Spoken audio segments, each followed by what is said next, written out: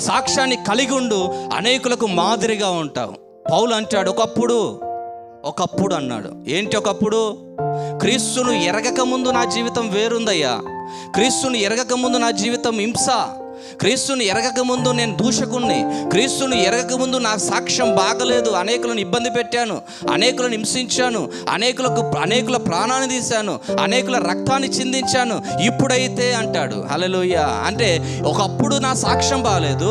ఎప్పుడైతే క్రీస్తుని అంగీకరించానో, ఎప్పుడైతే క్రీస్తుని రక్షకునిగా అంగీకరించానో, ఎప్పుడైతే క్రీస్తును నా దేవుడని నేను ఎప్పుడైతే ఆయన పాదాలు పట్టి ఆయనను వేడుకోవడం మొదలుపెట్టానో, ఆయన ఆరాధించడం మొదలుపెట్టానో, నా సాక్ష్య జీవితం మారిపోయింది.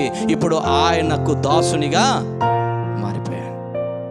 నా ద్వారా ఎవరు కూడా ఇబ్బంది పడడానికి వీల్లేదు. కావలసే నా ఎదుటివాని కొరకు ప్రాణానైనా అర్పిస్తాను. మంచి సాక్ష్యాన్ని కలిగినటువంటి పౌలు మీకు తెలియదా?